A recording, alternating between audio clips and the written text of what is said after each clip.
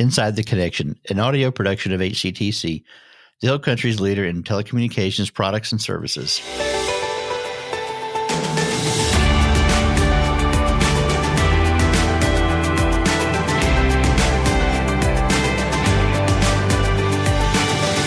Welcome to Inside the Connection, a podcast where we take a deeper dive into the articles of our bi-monthly magazine. Our guest today is none other than Joe Herring, Jr.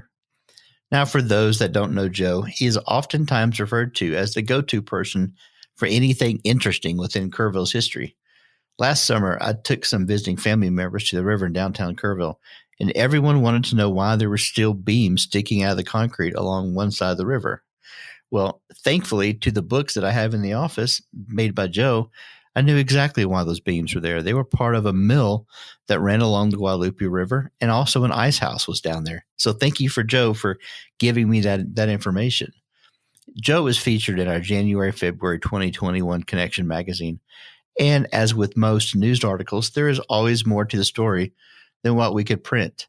So thank you again for joining us today as we spend a few minutes with Joe and take a deeper look inside the connection.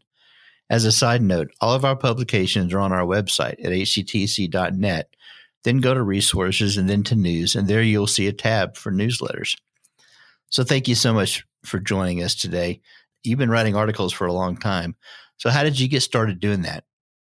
Oh, sure. First off, thanks for having me on the program. I appreciate it. It's always fun to talk with a neighbor. What happens in the hood stays in the hood.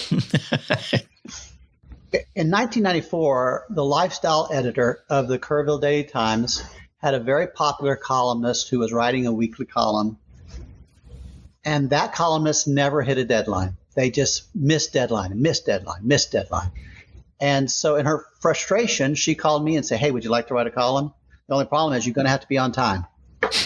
And given the nature of my professional life as a printer, deadlines are part of my life. And so I have never missed a deadline in the last, however many years it's been since we started, because that was kind of my command at the very beginning.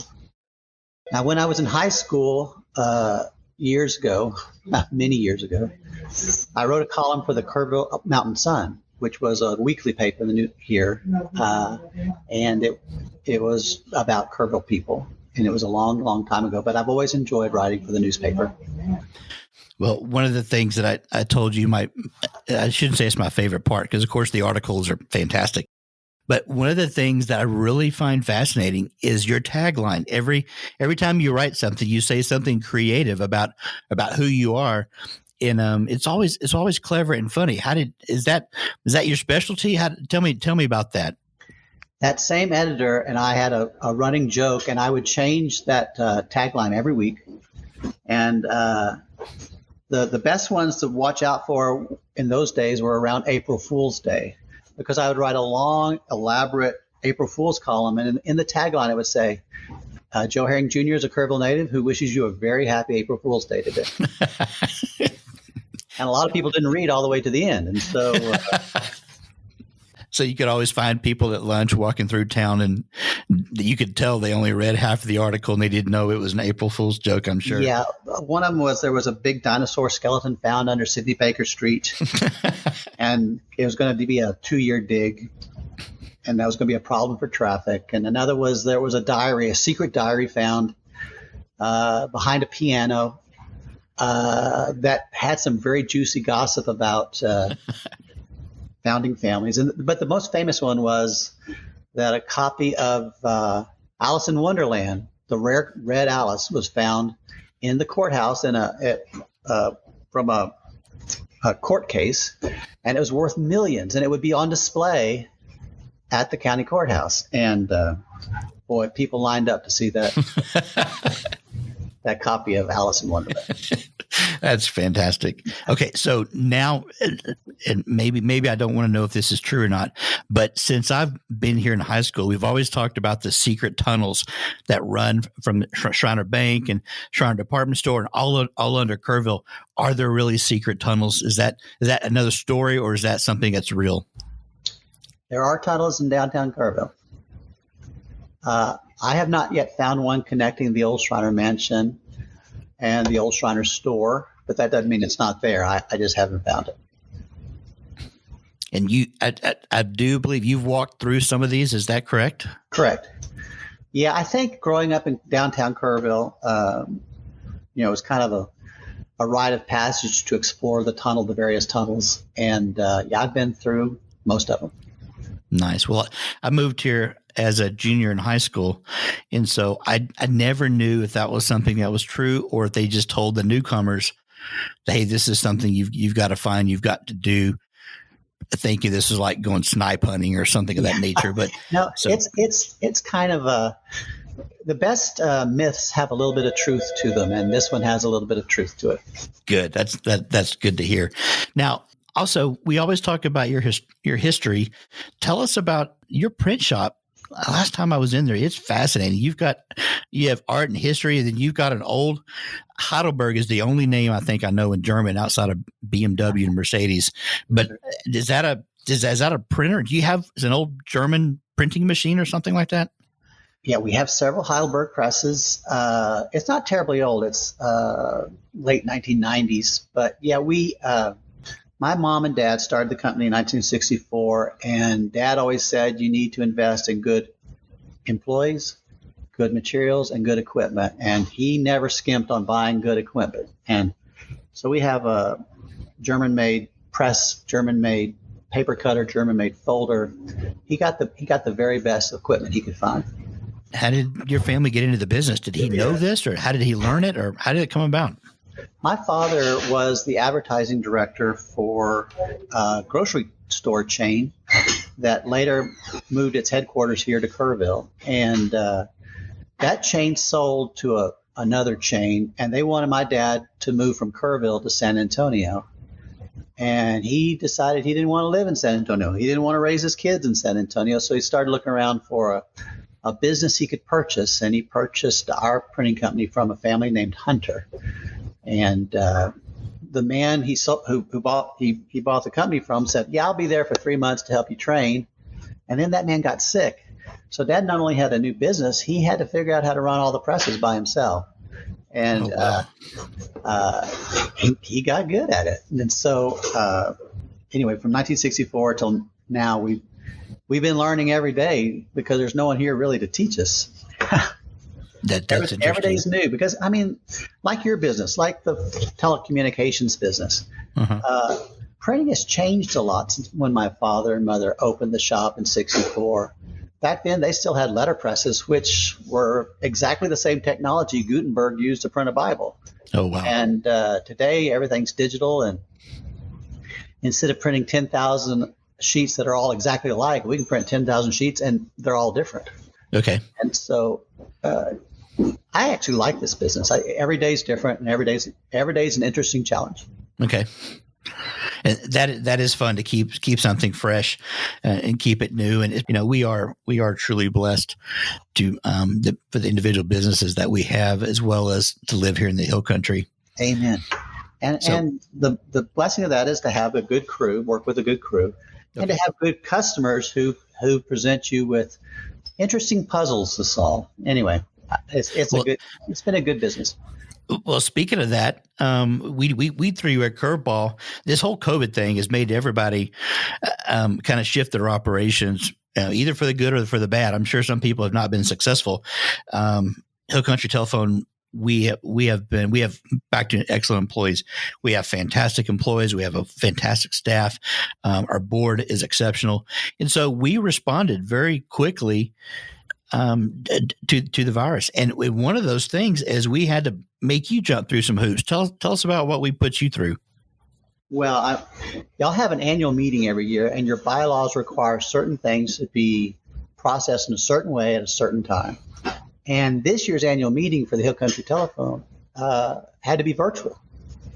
And Bernice Fisher and Bernice Fisher of Hill Country Telephone, I talked about it early on, and we kind of came up with the idea of a way where your members could register quickly and easily by using something called a QR code. QR means quick response code, where they could just point their phone at the invitation, and it would automatically go to a page that had their name, their member number already entered in it. the problem with that is we had to generate 10,000 different URLs and 10,000 different individual websites, one for Mr. Smith and one for Mr. Jones and one for Miss every member. And that became a bit of a puzzle that we were happy when we had solved it, and we were happy when we mailed them out again. I got you. Who knows what this year is going to show, but at least if we do the same thing this next year, you kind of have a head start on kind of how this thing works, I guess. I'm pretty sure even if you have in-person meetings, that registration process is not going to change, because a lot of people got it super easy, and your registrations went way up because it was so easy. That's true. Let me go even another direction. You've actually been the mayor of Kerrville. Is that correct? It was a few lifetimes ago. I was mayor of Kerrville when I was 30 years old. I was elected in 1992. And it was a wonderful experience, and I had great council members and great city staff, and it was a lot of stress, but I enjoyed it. I thought it was fun. That's good. And of course, City Hall was not across the street like it is now. No, it wasn't. I'm not sure that would have made the job that much easier or not, but it was about where the Del Norte is, over that area. Do you have a favorite story or if somebody said, Joe, tell us something funny, good, interesting about you or about the city, or what comes to mind if somebody gives you an open mic and says, go for it. What do you want to talk about? Well, the column I write is mainly about history, and because it's a fairly well-read column, people bring me things all the time, and I've actually come across some true treasures of Kerr County's history because people know I will take care of it, and those items will eventually be in the Heart of the Hills Heritage Center, which is going to be a museum next to the Bud Holsworth Memorial Library. Okay. And for instance, I have an original portrait of James Kerr. James Kerr died in 1850. All the images you've ever seen of him, if you ever Googled him on the web, were these poor, grainy, horrible little images. Mm-hmm. And they were all actually poor copies of the original that I have here, that's framed in an oval frame with a bubble glass on top of it. And it's such a rare thing. I mean, it's impossible to imagine trying to find an image of the man for whom Kerr County and Kerrville are named, and it just walked in the door. A guy goes, "I found this." And I said, "That's James Kerr." He goes, "I knew you'd know who it was." And so I made copies of it. I gave a copy to Kerr County. It's in the courthouse, and I gave a copy to the city of Kerrville, which hangs in City Hall. Wow. Anyway, the cool thing is people bring me stuff all the time. Last week, someone brought me a letter written by Earl Garrett, a young man who died in World War I, to his sister, Harriet. And it was kind of humbling, holding 4 small slips of paper that he wrote from the battlefield in France and mailed home to his sister. And then one of the things he asked for was a box of chocolates from Pampel's. So really? Yeah. It was kind of cool. I appreciate people like you because, for me, it's just Lima Street or it's Earl Garrett. And I forget that these streets are named after true local heroes of varying of varying degrees. But these are men and women, I guess, who have really done great things for Kerrville, or they're from Kerrville who've done great things. Yeah, those three, Sidney Baker, Earl Garrett, and Francisco Lemos. There were other men who died in World War I from Kerr County, but those 3 actually died in battle. The majority of men who died in World War I from Kerr County actually died from the flu, the Spanish flu epidemic. Okay. And some of them died here in the United States, and some of them died in France. Wow. Yeah, it's hard. We're going through a pandemic, and when you look back at the toll it had, on the some of the most fit, healthy young people from Kerr County, it's scary how little has changed in the last 100 years. True. Well, something that just came to mind is when I was a senior at Tivy, one of the things that we did is we walked up to the top of Tivy Mountain. Yes, and we did I don't too. know that. We did. Okay, Too. so that's been. I don't. Do they still do that? Do you know, or I don't? They do. They still go up there every year. And I remember that Captain Tivy, and he has other family that's up there, but he has his cat up there too. Is that right? Yeah, there are 4 graves up there. Captain Joseph Tivy, his wife, his sister, and his sister's cat. So and the myth is that the sister paid this boy that worked at a hotel downtown to go up there and dig the hole, and it's solid rock up there. He paid a boy to go up there and dig the hole and bury the cat. And that boy's name was Chester Nimitz, who later became Fleet Admiral Chester Nimitz in World War II. See, there's always more to the story. I just thought I was talking about a cat, and here you're bringing up Chester Nimitz. So, of course, Nimitz is a big name in the Hill Country, and Amen. And I mean Nimitz is a big name everywhere. That's wow. Yeah, that's fantastic. Fredericksburg, our sweet neighbor to the north, has claimed a lot about Chester Nimitz, and he was born there. But he actually went through all school here in Kerrville. He was a Tivy graduate. So, the one thing people forget is Chester Nimitz was a fighting Tivy antler. He wasn't a Billy. He was a that'd bring the emails, complaining about this podcast just right there. So, hey, facts is facts. That's fantastic. Well, so do you want to tell us about the museum that's going on, or the heritage? What all of your information that you guys we don't have a real place in Kerrville where we have a museum to really showcase this. Is that correct? That's correct. The Heart of the Hills Heritage Center is a nonprofit organization and has just recently signed a contract with the city of Kerrville to lease the AC and Murda Shriner home, which is next to the library. It's the big, imposing mansion between the library and the print shop. Okay. And the project's going to cost about $5 million. Of that, about $3.5 million has been raised, almost all donations. And it will not only tell the story of Kerrville and Kerr County, but of the Hill Country region, because Kerrville's history is so intertwined with its neighbors that we thought having a regional approach to history would be more accurate, but also probably more interesting to talk about the history of Fredericksburg and Kerrville and Bandera and Junction and Rock Springs all in one place. And also the museum's going to start back with prehistory. It's going to start all the way back to the fossil record and include artifacts from when there were Native American tribes that came through here. And because if you just start when the first European or American settlers arrived, that's the 1840s. And that's the first people who arrived here were here in the Ice Age about 10, 12,000 years ago. Oh, okay, sure. Yeah, we don't think much about that. I mean, it's just amazing. It's amazing how long people have lived in these hills. We think weren't discovered until 1840 when people from the United States and Europe started showing up. Okay.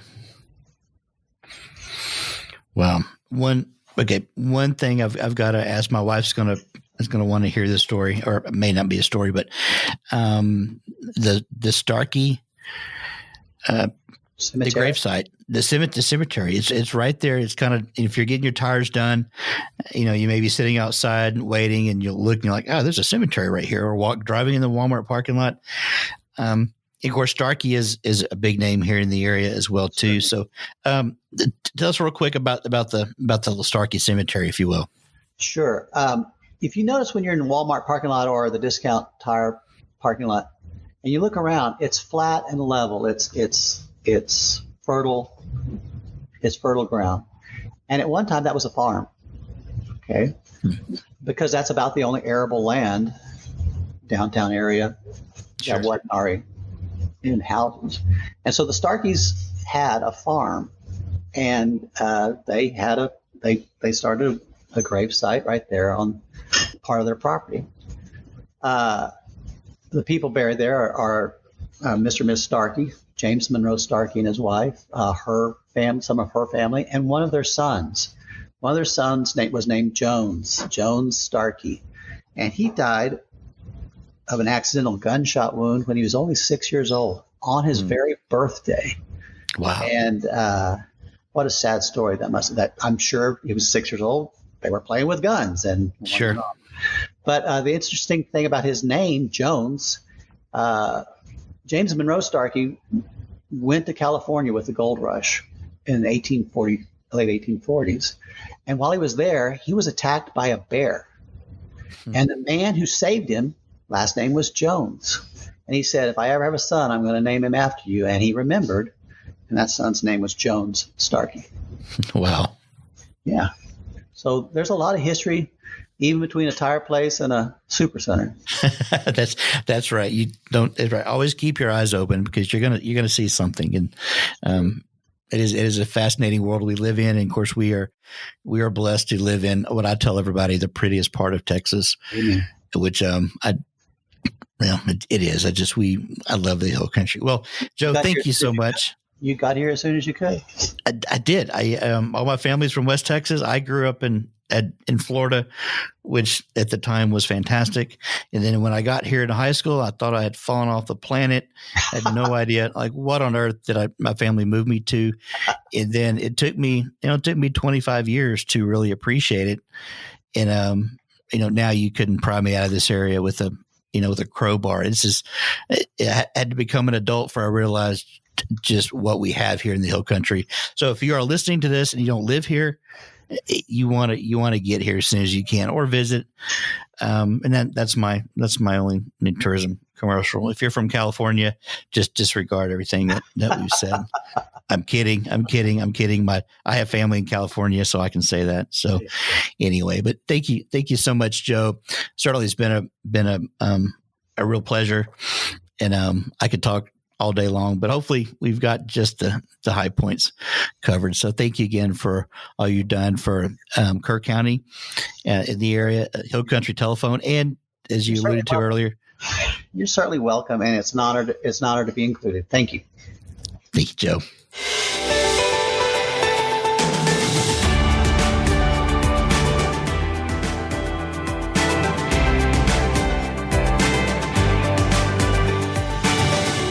This podcast should not be copied, distributed, published, or reproduced either in whole or in part without the express written consent of HCTC. Any inquiries relating to the podcast should be directed to the Manager of Community Relations at podcast@hctc.net. Thank you for joining us.